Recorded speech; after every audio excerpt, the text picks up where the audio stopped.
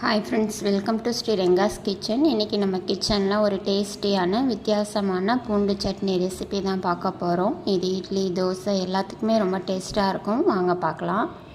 இது பண்ணுறதுக்கு ஒரு கடாயில் 3 டேபிள் ஸ்பூன் எண்ணெய் விட்டுக்கலாம். எண்ணெய் நல்லா சூடானதும் நான் காரத்துக்கு 8 வர மிளகாய் எடுத்திருக்கேன். உங்கள் காரத்துக்கு தகுந்த மாதிரி மிளகாய் சேர்த்து விட்டுக்கோங்க.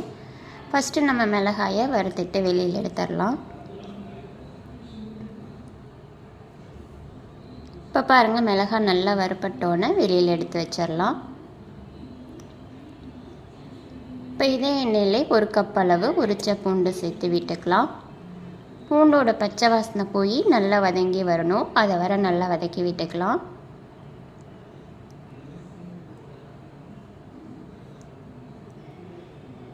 இப்போ பாருங்கள், பூண்டு நல்லா வதங்கி வந்திருக்கு. இந்தளவு நல்லா வதக்கி விட்டுக்கோங்க. அப்போ தான் உங்களுக்கு அந்த பச்சை வாசனை இல்லாமல் இருக்கும்.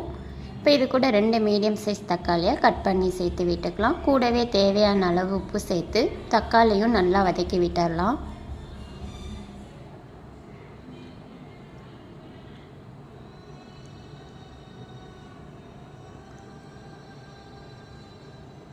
இப்போ பாருங்கள், தக்காளியும் நல்லா வதங்கி வந்திருக்கு. இந்தளவு வதங்கினோன்னே நம்ம அடுப்பை ஆஃப் பண்ணிவிட்டு இதை நல்லா ஆற வச்சு எடுத்துக்கலாம். ஆறினதுக்கப்புறமா மிக்ஸி ஜாரில் மாற்றி கொஞ்சமாக தண்ணி சேர்த்து இதை நல்லா நைஸாக அரைச்சி எடுத்து வச்சிடலாம்.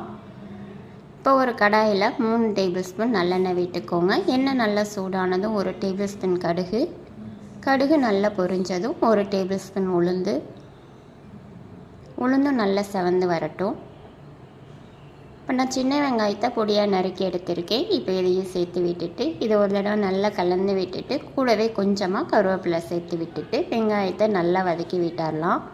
சின்ன வெங்காயம் சேர்த்து பண்ணினீங்கன்னா உங்களுக்கு நல்லா டேஸ்ட் கொடுக்கும். சின்ன வெங்காயம் இல்லாத பட்சத்தில் ஒரு பெரிய வெங்காயத்தை பொடியாக நறுக்கி சேர்த்து விட்டுக்கோங்க. இப்போ நம்ம அரைச்சி வச்ச பூண்டு சட்னியை இதோட சேர்த்து விட்டுடலாம். கூடவே கொஞ்சமாக மிக்ஸி ஜார் அலசி தண்ணி சேர்த்து விட்டுட்டு இது 1 நிமிஷம் மட்டும் அடுப்பில் வச்சிடலாம். இப்போ பாருங்கள், 1 நிமிஷம் போல் இருக்குது. அவ்வளோதான், நம்மளோட பூண்டு சட்னி சூப்பராக ரெடி ஆகிடுச்சு. நான் இன்றைக்கி இட்லியோடு சாப்பிட போகிறேன். நீங்களும் இதே மாதிரி உங்கள் வீட்டில் ட்ரை பண்ணி பாருங்கள். உங்களுக்கு இந்த வீடியோ பிடிச்சிருந்தா ப்ளீஸ் லைக் பண்ணுங்கள், ஷேர் பண்ணுங்கள், கமெண்ட் பண்ணுங்கள், மறக்காமல் சப்ஸ்கிரைப் பண்ணுங்கள். தேங்க்யூ ஃபார் வாட்சிங்.